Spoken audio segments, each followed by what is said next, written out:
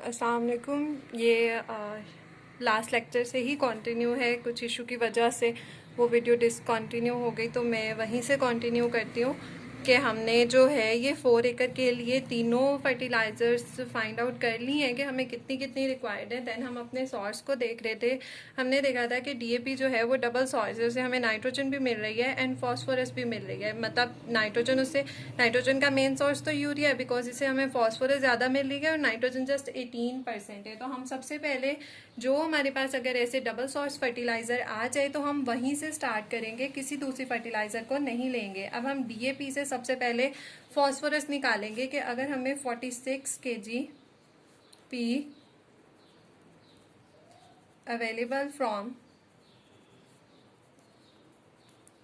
100 kg DAP, मतलब 100 kg DAP से हमें 46 मिल रहा है, तो हमें चाहिए कितना, ये वैल्यू 4 एकड़ के लिए 145.7। तो हम 145.7 kg देख लेंगे हमें कितने से अवेलेबल है।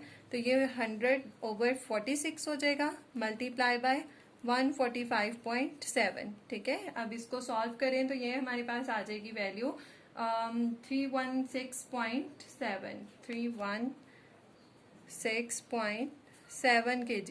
ठीक है, मतलब हमें इतना डीएपी चाहिए ताकि हम इतनी फॉस्फोरस जो है वो प्रोवाइड कर सकें। अब आप देखें कि नाइट्रोजन हमने देखनी है कि कितनी मिलेगी हमें। हमने यहाँ पर देखना है कि अगर हमें 100 kg डीएपी जो है वो प्रोवाइड कर रहा है, लिख ही लेते हैं, प्रोवाइड नाइट्रोजन, कितनी नाइट्रोजन प्रोवाइड कर रहे हैं 18 kg। तो अब हमारे पास कितनी डीएपी है 316.7 kg। इतनी से हमें कितनी नाइट्रोजन मिलेगी 18/100, मल्टीप्लाई कर देंगे इसी वैल्यू से 316.7। तो इसको मल्टीप्लाई करने से हमारे पास अमाउंट आ जाएगी 57.02 kg। इतनी नाइट्रोजन हमें जो है वो डीएपी से मिल जाएगी। अच्छा, यहाँ पर मैंने इसको रिवर्स क्यों लिखा है, मतलब 100 पहले मैं उस तरफ लिख रही थी, यहाँ पर स्टेप में आकर मैंने 100 इधर कर दिया एंड 18 जो मतलब मिल रहा था हमें वो उधर कर दिया। बिकॉज देखेंगे फॉस्फोरस मेन सोर्स है डीएपी का। अब हमने डीएपी तो इतनी ही अप्लाई करनी है ना, हम इसका तो नहीं चेंज कर सकते। अगर हम डीएपी का डोज ज़्यादा कर दें नाइट्रोजन की वजह से तो हमारे फॉस्फोरस की जो रिकमेंडेशन है वो उस पर इफेक्ट आएगा। तो इसीलिए मुझे इसकी वैल्यू अब पता है डीएपी की, तो जो वैल्यू हमें नॉन होती है, पता होती है, वो वैल्यू हम हमेशा लेफ्ट साइड पर लिखते हैं। यहाँ पर अब मुझे 100 kg मुझे पता है डीएपी 18 kg नाइट्रोजन भी लिख लें, प्रोवाइड कर रहे हैं। तो इतना डीएपी 316.7 जो हमने फील्ड में अप्लाई करना है वो हमें कितनी नाइट्रोजन प्रोवाइड करेगा, इतनी नाइट्रोजन प्रोवाइड करेगा। टोटल नाइट्रोजन हमें 4 एकड़ के लिए कितनी चाहिए थी वो हमने सबसे पहले ऊपर फाइंड की थी, ये वाली कि 194.3 kg। तो अब हम क्या करेंगे, हम अपनी रिमेनिंग नाइट्रोजन निकालेंगे कि अब कितनी और नाइट्रोजन हमें रिक्वायर्ड है। रिमेनिंग नाइट्रोजन कैसे निकालेंगे, जो टोटल हमें चाहिए थी, जो हमने सबसे पहले 4 एकड़ के लिए फाइंड की है जिसकी वैल्यू 194.3 है, उसमें से हम माइनस कर देंगे जितनी हमें ये अभी डीएपी से हमने फाइंड की थी 57.03 जो हमें डीएपी से मिल रही है। अब इसको आप माइनस कर दें तो 137 kg आ जाएगा। अब इतनी फर्टिलाइजर नहीं, इतनी नाइट्रोजन हमें और चाहिए। जो इसका सोर्स अब हमारे पास यूरिया है, हम वो यूरिया से लेंगे। अब हम यूरिया से लेंगे, यूरिया जो है वो 46 kg nitrogen available from 100 kg urea. ठीक है, 100 kg यूरिया। तो अब हमें चाहिए कितनी 137, तो 137 kg nitrogen is available from 100/46 multiply 137। ठीक है, ये हर जगह यूनिटरी मेथड ही अप्लाई हो रहा है। मतलब पहले एक के लिए फाइंड आउट करते हैं, जब एक के लिए फाइंड आउट करते हैं तो यहाँ पर 1 आ जाता है, ये वाली वैल्यू उधर जाकर डिवाइड हो जाती है। फिर 1 को जितनी हमें रिक्वायर्ड होती है इसको 1 से मल्टीप्लाई करें, इधर भी इस वाली वैल्यू को मल्टीप्लाई करते हैं तो हमारे पास आ जाते हैं। मैं ज़रा थोड़ा डायरेक्ट कर रही हूँ, मैं यहाँ पर 1 लिख कर पहले इस तरह नहीं लिख रही डायरेक्ट, इसको 100/46 साथ ही 137। ठीक है, हर जगह मैंने ऑलमोस्ट ऐसे ही किया है। तो यहाँ से हमारे पास आ जाएगी 298.47 kg 298.47 kg। ये हमारी यूरिया, इतनी हमें यूरिया चाहिए टोटल नाइट्रोजन पूरी करने के लिए।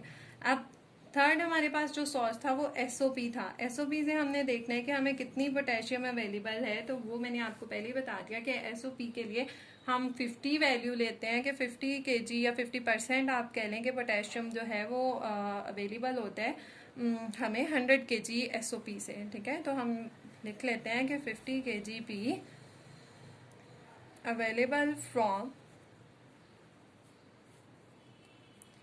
100 केजी एसओपी। ठीक है, तो हमें चाहिए कितना, 4 हेक्टेयर के लिए हमने फाइंड आउट किया था जिसकी वैल्यू हमारे पास 97.16 आई थी। 97.16 KG is available from 100/50 multiply by 97.16। इसको सॉल्व कर लें, या आपके पास 194.32 केजी एसओपी आ जाएगी। ठीक है, यहाँ तक हमारा क्वेश्चन था, ये क्वेश्चन सॉल्व हो गया। इसमें कोई अगर आपको डिफ़िकल्टी है तो वो आप कमेंट सेक्शन में पूछ सकते हैं मुझसे, मैं उसको एक्सप्लेन कर दूँगी। थर्ड क्वेश्चन की तरफ मूव करते हैं, जिसमें उन्होंने कहा है calculator fertilizer for an area of 3 hectare for the cotton NPK recommended rate is 90, 70 and 40 kg per hectare. Available sources are ammonium sulphate, TSP and MOP। ठीक है, सबसे पहले आप सोर्सेज को अगर देखें तो सोर्सेज जो हैं वो हमारे पास सिंगल ही हैं, जैसे ammonium sulphate, TSP and MOP। ठीक है, इसमें से कोई भी हमारे पास जो है वो डबल सोर्स नहीं है जो at a time 2 nutrient apply कर रहा हो। तो यहाँ से हमारा ये क्वेश्चन सिंपल है, हमें पता चल गया। एरिया को कंपेयर करें, हेक्टेयर, यहाँ पर भी हेक्टेयर, लेकिन एरिया कितना है, 3 हेक्टेयर है, 1 हेक्टेयर नहीं है।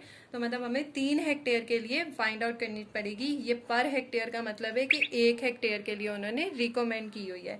अब आपने इसी तरह जैसे हम पहले फाइंड कर चुके हैं कि 1 हेक्टेयर हमें अगर दे रहा है गिव्स नाइट्रोजन 90 केजी। ठीक है, 90 केजी दे रहे हैं, तो 3 हेक्टेयर से कितनी आएगी, सिंपल 90 को 3 से मल्टीप्लाई कर दें, 270 केजी। इसी तरह फॉस्फोरस एंड पोटेशियम के लिए निकाल लें कि 1 hectare gives phosphorus which is 70 KG उन्होंने दी हुई है। तो हमें 3 हेक्टेयर के लिए चाहिए, तो 70 × 3 7 3 21 210 केजी। ठीक है, नेक्स्ट 1 हेक्टेयर गिव्स पोटेशियम 40 उन्होंने दिया हुआ है, 1 हेक्टेयर उन्होंने 40 पोटेशियम का अगर देखें तो उन्होंने 40 केजी दिया हुआ है। तो इसको अगर 3 हेक्टेयर के लिए निकालें तो 40 मल्टीप्लाई बाय 3 120 केजी। ठीक है, ये हमने तीनों निकाल लिए 3 हेक्टेयर के लिए। अब सबसे पहले सोर्स की तरफ मूव करते हैं विच इज़ एमोनियम सल्फेट। तो एमोनियम सल्फेट से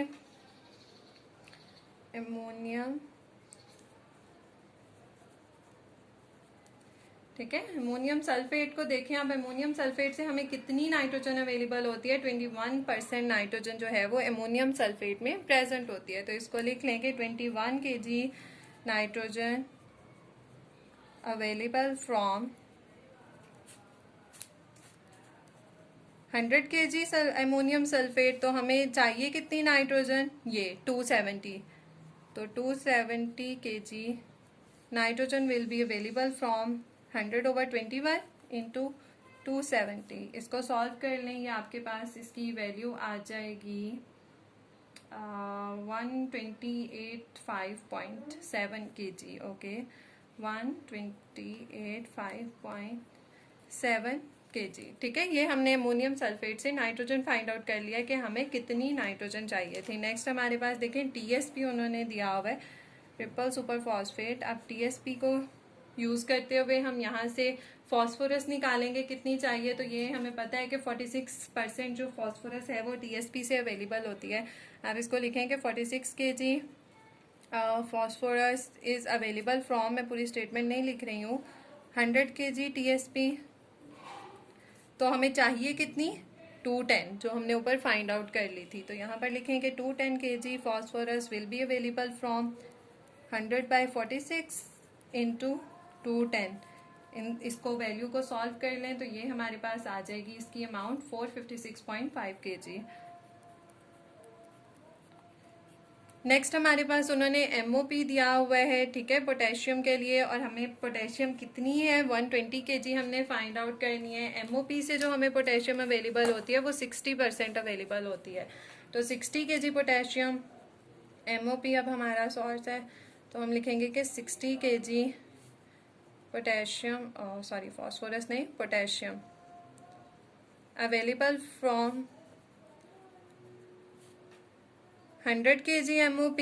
ठीक है, तो हमें चाहिए कितनी थी, 210 नहीं, इट इज़ 120। ठीक है, 120 हमें चाहिए, तो हम अब लिख लेंगे कि 120 kg potassium will be available from 100/60 into 120। इसको आप सॉल्व करेंगे, आपके पास 200 kg MOP आ जाएगा। ये थे हमारे फर्टिलाइज़र रिकमेंडेशन के क्वेश्चन। आई होप आपको समझ आ गई होगी। अगर इसमें कोई मुश्किल है या कोई पॉइंट जो आपका क्लियर नहीं हुआ, आप मुझे बता सकते हैं, मैं उसको अगेन एक्सप्लेन कर दूंगी। एंड इंशाल्लाह जल्द ही मैं बाकी भी ट्राई करती हूँ कि बाकी भी फर्टिलाइज़र से रिलेटेड जितने भी हमारे पास कैलकुलेशंस हैं उनको सॉल्व कर दूँ। Thank you so much for listening. Allah हाफिज़।